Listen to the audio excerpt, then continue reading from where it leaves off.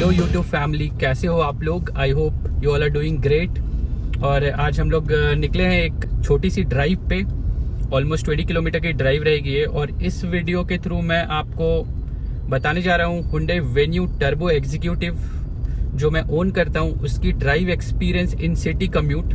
Today is Sunday and I am not going to office today, but yeah from KR till Varthur I'll be driving this car and आज आपको मैं बताते जाऊंगा कि इसकी drive experience कैसी है और इवन माइलेज की भी बात करेंगे। एक्सेलरेशन कैसी है, ब्रेकिंग कैसी है, सारी चीज, clutch and all everything and how it performs in city, वो आपको इस वीडियो में मैं आज बताने जा रहा हूँ। और एट द एंड मैं ये भी बताऊंगा कि आपको ये गाड़ी सिटी में, अगर आप सिटी ड्राइव के लिए लेना चाहते हो तो आपको कंसिडर करनी चाहिए या नहीं करनी चाहिए। सिंस ये टर्बो इंजन है तो ये डेडिकेटेड रहेगा Hyundai Venue turbo 1.0 litre engine वाली कार के लिए, क्योंकि हम परफॉर्मेंस की बात कर रहे हैं। तो वीडियो को आप एंड तक देखते रहना।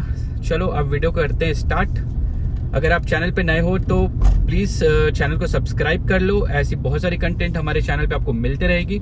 और अगर वीडियो अच्छा लगे तो प्लीज़ लाइक भी करना। अगर आपको लगे कि ये वीडियो किसी और को हेल्प कर सकती है तो उन्हें शेयर भी करना जरूर से। मैं ये भी चाहता हूँ कि आप अपनी ओपिनियन शेयर करना। ये मेरी ओपिनियन है इस गाड़ी को लेके, जो भी मैं इस वीडियो में अभी आपको बताने जा रहा हूँ, तो वो कमेंट में जाकर लिखना जरूर से।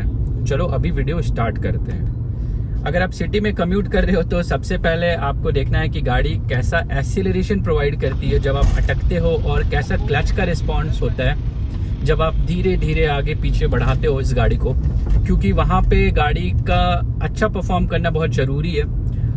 जहाँ पे मुझे लगता है कि जो Hyundai Venue की जो टर्बो एडिशन है थोड़ा आपको परेशान करेगी सिटी ड्राइव में, क्योंकि Hyundai Venue टर्बो जो है ना, अगर आप आज जैसे संडे है और संडे वाले ट्रैफिक में चला रहे हो जहाँ पे मीडियम ट्रैफिक है, तो वहाँ पे आपको दिक्कत नहीं होगी, क्योंकि थोड़ा बहुत खुला अगर स्पेस आपको मिल रहा है तो आप आराम से अच्छी एक्सीलरेशन मिल जाती है। बट स्टैंड स्टिल से आप अगर गाड़ी उठाते हो, और वैसी कंडीशन आपको तभी मिलेगी जब आप वेरी हैवी ट्रैफिक में हो। और हैवी ट्रैफिक में अगर आप डेली ऑफिस जाते हो तो उस समय अगर आपके पास मैनुअल गाड़ी है और धीरे धीरे आप अगर बढ़ा रहे हो तो जो जिस तरह की इंजन की ट्यूनिंग है तो आपको ऐसा लगेगा कि गाड़ी में शडरिंग हो रही है। तो ये मैंने इसके ऊपर बहुत सारी चीज़ें रिसर्च की एंड समझा, and at the and I concluded कि ये कैरेक्टर है इस गाड़ी का कि जहाँ पे आपको शडरिंग जैसा फील होगा, क्योंकि थोड़ी वाइब्रेट करके गाड़ी उठती है अगर आप स्टैंड स्टिल से उठा रहे हो। बेसिकली वो होता है जब आप ट्रैफिक में गाड़ी चला रहे हो। तो sometime I get irritated also because of that. But थोड़ी भी हल्की फल्की भी अगर आपको खुली ट्रैफिक जैसे संडे या सैटरडे चला रहे हो, वीकेंड पे आप गाड़ी चलाते हो, तो आपको कोई परेशानी नहीं होने वाली है, कभी भी कुछ भी नहीं है। और इस गाड़ी की पावर जो है ना 120 PS पावर आपको जो मिलती है, और टॉर्क भी अच्छे खासा 172 का टॉर्क है। कहीं पे आपको पावर लेस तो नहीं लगेगा। As soon as you press the accelerator आपको गाड़ी आराम से आगे भागती है, उसमें कोई डाउट नहीं है। और पावर के मामले में मैं नहीं कहूँगा कि गाड़ी कहीं से भी मार खाती है, पावर अच्छी है गाड़ी की। बट हाँ, जैसा कि मैंने आपको बताया, सिटी में जब ट्रैफिक में आप एकदम बम्पर टू बम्पर ट्रैफिक में फंसते हो तो वहां पे आपको गाड़ी उठाने में ऐसा लगेगा कि क्लच आप छोड़ोगे तो थोड़ा गाड़ी सडर करके, वाइब्रेट करके कभी कभी उठती है। मतलब not 90% 100% of the time, but maybe I would say around 30 to 40% of the time ऐसा होता है कि आपका ऐसा। बट हाँ, यहाँ पे मैंने एक सोल्यूशन भी आपके लिए निकाला है उस चीज के लिए, तो वो वीडियो के एंड में आपको मैं बताऊंगा। फिलहाल अभी और बातें करते हैं कि क्योंकि अभी मेरी गाड़ी में काफी कम हो गई है वो इशू। बाकी जो गियरिंग है वो स्मूथ है गाड़ी की, गियरिंग में आपको कोई परेशानी नहीं लगेगी, क्योंकि हाँ, बट आप हाफ क्लच जैसा यूज करके अगर चाहोगे गियर, जैसे होता है ना बहुत मारुति की फ्रॉन्क्स एंड ऑल, थोड़ा रबड़ी फील, रबर जैसा फील होता है, और ऐसा लगेगा कि आप थर्ड गियर में हल्का सा पुश कर रहे हो और वो आपको मेहनत भी नहीं करना पड़ रहा है और ऑटोमेटिकली गाड़ी आपकी जो है गियर जो है ना लग जाती है। तो इस गाड़ी में अगर आपको मैं बोलूँ तो यहाँ पे अगर आपको थोड़ा स्पोर्टी फील करना है ना, तो यहाँ पे वो एकदम थर्ड के जैसा गाड़ी का गियर लगता है। गियर इंगेज होती है उस जगह पे जाके, जिस गियर में भी हो उस गियर में इंगेज होती है। तो आपको हमेशा फील जो है ना अच्छा लगेगा कि हाँ आप गियर लग गया है गाड़ी में आपका, तो अच्छा फील कराता है। और गियर स्मूथ है, कोई दिक्कत नहीं है उसमें, गियर इज गुड। और इस गाड़ी में आपको 6 स्पीड गियर बॉक्स मिलता है। तो जब हाई स्पीड जब आप हाईवे क्रूजिंग करते हो ना, तो वहाँ पे आराम से 6 गियर में लगा दो और फिर आपकी गाड़ी क्रूज में लगा के चलाते रहो, कोई दिक्कत आपको नहीं महसूस होगा।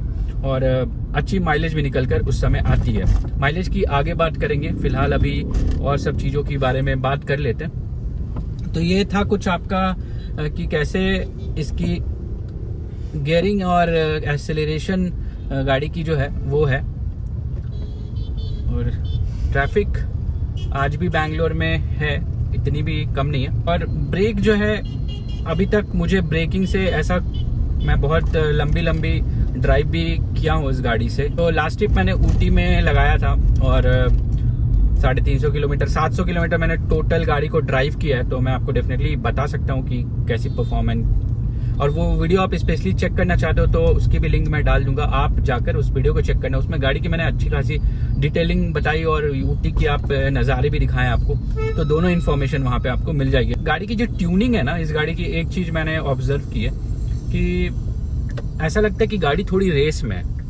और ये सारी चीज़ें मैं आपको मैनुअल के लिए बता रहा हूँ। आई हैव नॉट, मेरा ऑटोमेटिक में डिफरेंट एक्सपीरियंस है, बट मैनुअल गाड़ी में जैसे आप गियर ट्रैफिक में रहते हो और एक गियर में गाड़ी आगे बढ़ाते हो, एक गियर लगाते हो और एक्सीलेटर छोड़ते हो, ऐसा लगेगा गाड़ी भागने को रेडी है। होता है ना कि हाई रेविंग इंजन जिसे कहते हैं ना, वैसी ये गाड़ी है। तो हमेशा हाई रे, उसके वजह से भी कभी कभी वाइब्रेशन आपको महसूस होगा, क्योंकि as soon as you leave the clutch, गाड़ी जस्ट एकदम लगता है जैसे भागने को रेडी है। अगर आप कंप्लीट स्मूथ एक्सपीरियंस चाहते हो ट्रैफिक में एंड रिलैक्स ड्राइव चाहते हो, क्लच का एंगेजमेंट तो वहाँ रहेगा ही नहीं आराम से, तो तब आपको मेरे ख्याल से ऑटोमेटिक गाड़ी ही कंसिडर करनी चाहिए, क्योंकि उसका जो राइड कंफर्ट जो है ना बहुत स्मूथ है। इसमें कहीं ना कहीं आपको गियर चेंज करते समय हमेशा ऐसा लगेगा कि आपको थोड़ा तो जर्क लगता है, बट यहाँ पे अगर मैं इसे और गाड़ियों महिंद्रा एक्सयूवी से कंपेयर करूँ या और जो 1-2 गाड़ियां हैं इस कैटेगरी में उससे कंपेयर करूं, तो यहाँ पे जर्क कम लगता है जब आप गियर चेंज करते हो। तो ये इसकी पॉजिटिव साइड में आ जाती है। और गाइस, क्योंकि अब हम थोड़े खराब रास्तों में हैं इधर, तो मैं सोचा क्यों ना आपको इसकी कंफर्ट के बारे में बता दूं। तो गाड़ी की जो कंफर्ट है वो अच्छी है, बट उतनी भी अच्छी नहीं है, क्योंकि जो इसकी जो सस्पेंशन है ना वो थोड़ी स्टिफर साइड में है। तो थोड़ा जो भी पॉट होल्स आपको मिलेंगे ना, तो आपको फील होता है, क्योंकि काफ़ी स्टिफ सस्पेंशन है। स्टिफ सस्पेंशन अगर आप को पता हो तो स्टिफ सस्पेंशन में फ़ायदा भी है कि स्टेबिलिटी गाड़ी की अच्छी रहती है। एंड डेफिनेटली ये गाड़ी बहुत स्टेबल है, हाईवे क्रूजिंग एंड ऑल में कोई दिक्कत नहीं है because of its bigger tyre and stability. But उसका एक सस्पेंशन का खराब होना, मतलब स्टिफ होना, कहीं ना कहीं आपको वो जो मज़ा दिलाता है ना वो थोड़ा मिसिंग लगेगा आपको, क्योंकि कॉम्प्रोमाइज़ करना पड़ेगा बैड रोड में आपको हमेशा। वो जो रोड, खराब रोड की जो ठक ठुक है वो सब आपको अंदर तक आपको फील होती है। देखो अभी जैसे पता चलता है, इवन रोड में जो कनेक्शन रहता है ना, ब्रिजेस के जो कनेक्शन रहते हैं, वहाँ पे भी आप पार करो तो खट खट खट आवाज़ कांस्टेंट आपको मिलती रहेगी। बट मैंने और भी कई सारी गाड़ियों को चलाया है। महिंद्रा एक्सयूवी 1 नंबर सस्पेंशन है, एक्सयूवी 3XO की बात कर रहा हूँ। उसके बाद स्कोडा काइलैक अगेन की जो सस्पेंशन है वो इससे काफ़ी बेहतर है, और इवन उसकी जो राइड डायनेमिक्स है ना इससे बेहतर है। और फिर दूसरी तरफ देखोगे तो फ्रॉन्क्स जो है, जो भी लोग मिड एक्सयूवी में ही उसे कंसिडर करते हैं, तो वहाँ पर भी आपको सस्पेंशन काफ़ी अच्छी मिलती है। बट इस गाड़ी में सस्पेंशन की वजह से कंफर्ट लेवल उतनी टॉप नॉच नहीं है, but again stability is quite good. ऐसे नॉर्मल रोड में ऐसा कुछ दिक्कत नहीं है अगर आप सिटी में चलाते हो तो। और गाइज, मैंने जो गलती की है शायद मैं कहूँगा कि आप मत करना, क्योंकि मुझे ऐसा लगता है कि अगर आप सिटी में गाड़ी आप लोगे तो सिटी में भी चलाओगे ही। मैं सोच रहा था कि बेसिकली मैं हमेशा हाईवे राइड वाइड करूँगा गाड़ी से, बट सिटी में भी गाड़ी चलती है भाई। अभी गर्मी है और जब गाड़ी है तो आपको बाइक निकालने की ज़रूरत नहीं लगती है, तो आप चाहोगे कि आप सिटी में भी चलाओ। तो उस समय मैनुअल गाड़ी लेना थोड़ी सी तो बेवकूफ़ी लगती है मुझे। आजकल के डेट में आप देखोगे तो मोस्ट ऑफ द जो कार है ना, इवन आपको जो टेस्ट ड्राइव कार भी रहती है वो ऑटोमेटिक रहती है। मैनुअल कार आपको कई जगह हुंडई वेन्यू वाले तो देते ही नहीं है मैनुअल। आई मीन टर्बो में तो नहीं आता है आपको, कहीं पर भी बैंगलोर में नहीं है अवेलेबल। गाड़ी ले रहे हो आज के डेट में तो आप ऑटोमेटिक लो, क्योंकि ऑटोमेटिक में भी आजकल काफ़ी बढ़िया बढ़िया टेक्नोलॉजी आ गई है, जैसे कि टॉर्क कन्वर्टर है, DCT है, DCA है आपकी। तो ये सारी चीज़ें देखते हुए आप मेरे ख्याल से ऑटोमेटिक पे आराम से जा सकते हो।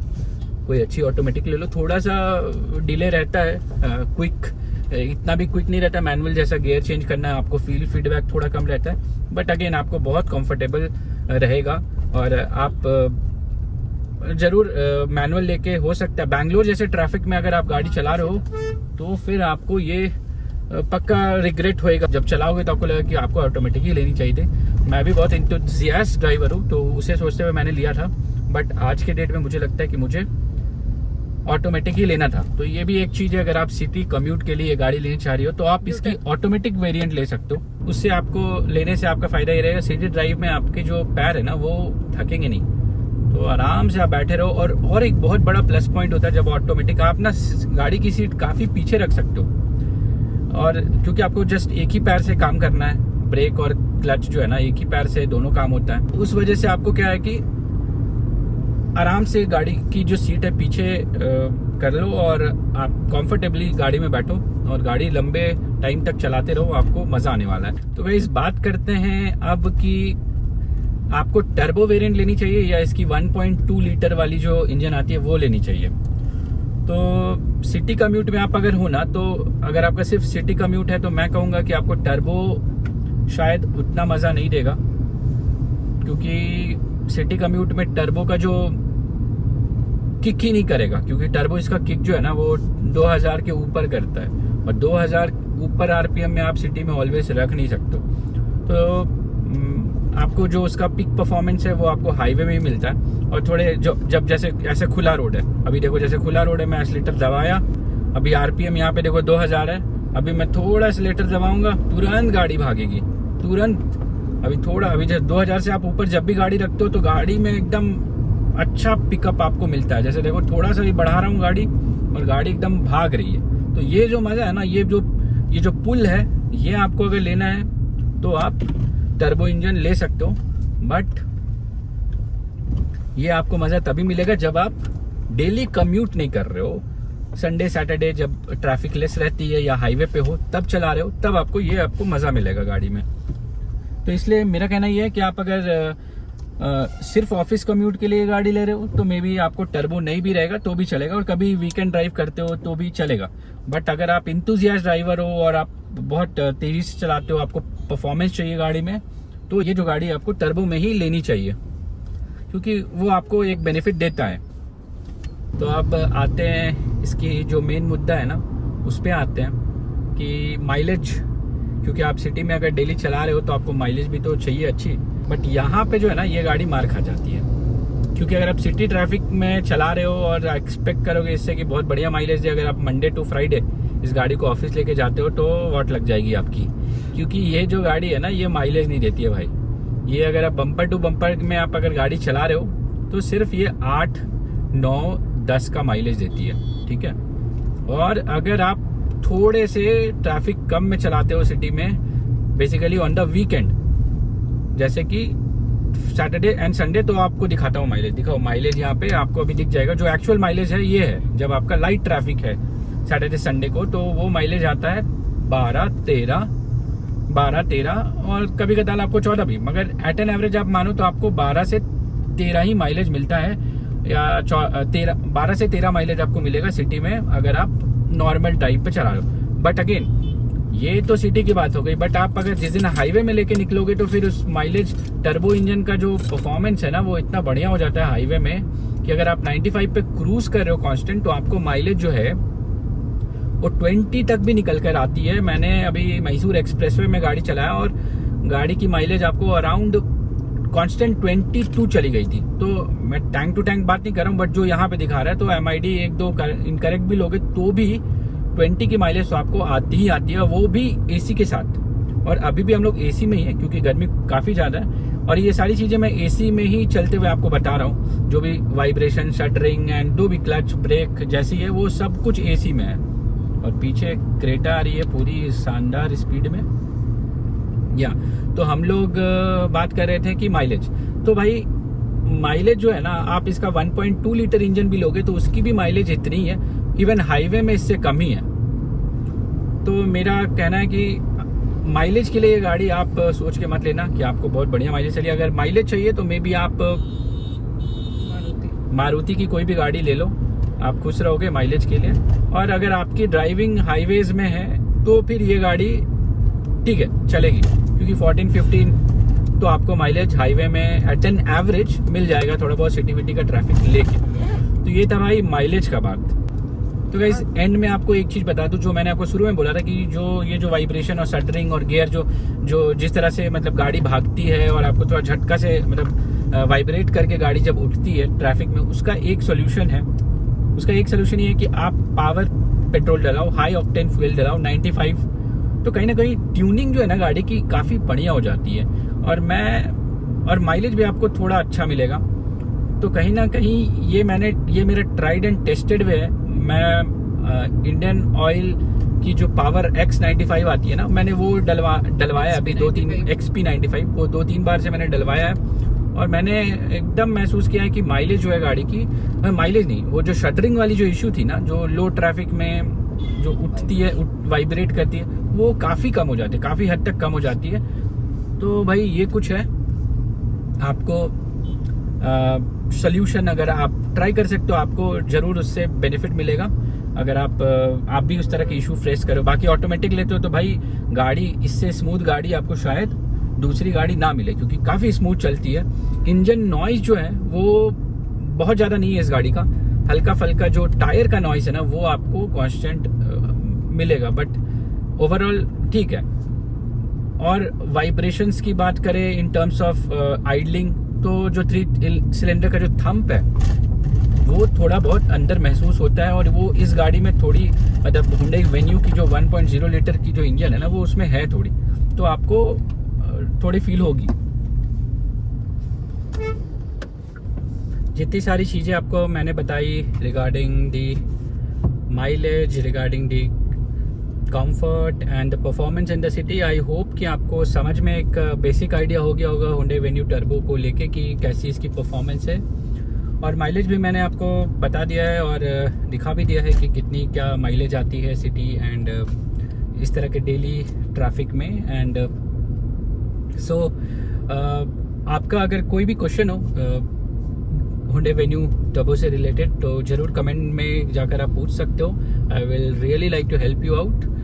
एंड काफ़ी सारी कंपटीशन में गाड़ियाँ आ गई है जो कि काफ़ी बढ़िया चीज़ें, परफॉर्मेंस एंड नई फीचर्स लेके आ रही है। डिफरेंट कार है, चाहे वो महिंद्रा हो, चाहे वो स्कोडा हो, चाहे वो टाटा नेक्सॉन हो, फ्रॉन्क्स हो, तो आप वो सब भी ट्राई कर सकते हो। बाकी everything depends on you, but या आई वुड से कि अभी मार्केट में इससे भी बेहतर काफ़ी सारी गाड़ियाँ आ गई है जो आपको मे बी कंसीडर में रखनी चाहिए, क्योंकि this car still needs some of the upgrade in terms of suspension, I would say, and also in terms of the system of clutch system and all, to make the drive more easier. So guys, और भी चीज़ें जैसी बात है ना, ergonomics जो कहते हैं ना, कि जैसे कि यहाँ पे music system, infotainment system, switches and everything very near to your hand. Even I would say कि आपको ये जो स्टीयरिंग माउंटेड कंट्रोल है इसकी भी ज़रूरत नहीं है। इसके बगैर ही इसकी जितनी सारी जो स्विच कंट्रोल, बटन कंट्रोल जो है ना, सारी चीज़ें वो बहुत अच्छा है और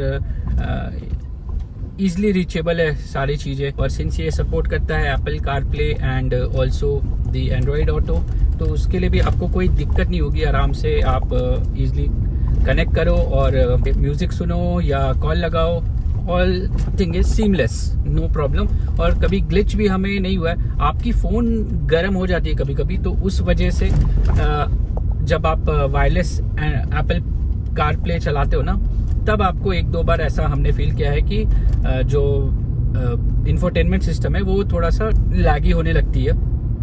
वो एक ही दो बार हुआ जब हमने कांस्टेंट 6-7 आवर्स के लिए अपने मोबाइल को कनेक्ट करके रखा था, तो मोबाइल ही एक्चुअली हीट हो रहा था। तो उस वजह से वायरलेस जो है एप्पल कारप्ले वो थोड़ा प्रॉब्लम क्रिएट कर रहा था।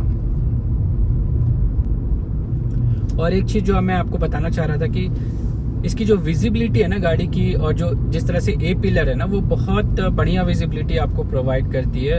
और आपको कभी भी गाड़ी में क्लॉस्ट्रोफोबिक भी फील नहीं होगा। और क्योंकि बहुत एयरी लगता है, विंडोज़ काफ़ी बड़े हैं। और ये जो इसका भी जो एंगल है ना, ये जो आगे का विंडशील्ड है, इसका भी एंगल काफ़ी बढ़िया है, जिसके वजह से जो विजिबिलिटी आती है ना, वो बहुत बढ़िया विजिबिलिटी आती है।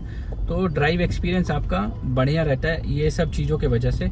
और पीछे आगे चारों तरफ से आपको ओवरऑल अच्छा ड्राइव एक्सपीरियंस मिलता है। और गाइस कुछ और चीज़ें हैं, जैसे कि इसकी सीट की कंफर्ट। तो सीट की जो कंफर्ट है, I think it's more than adequate. आप अगर थोड़े हेल्दी भी हो तो आपको चलेगा, कोई दिक्कत नहीं है, क्योंकि सीट्स आर ओके। इतनी भी वाइड नहीं है बट ठीक है। और सपोर्ट भी आपको जो साइड में मिलता है ना सीट के साथ, वो भी ठीक ठाक सा सपोर्ट आपको मिल जाता है। तो एंड एक चीज़ है कि सीट जो आप अगर बहुत सॉफ्ट सीट पे बैठने की आपको अगर आदत है, तो वो चीज़ यहाँ पे नहीं है। यहाँ पे सीट थोड़ी सी स्टिफ है।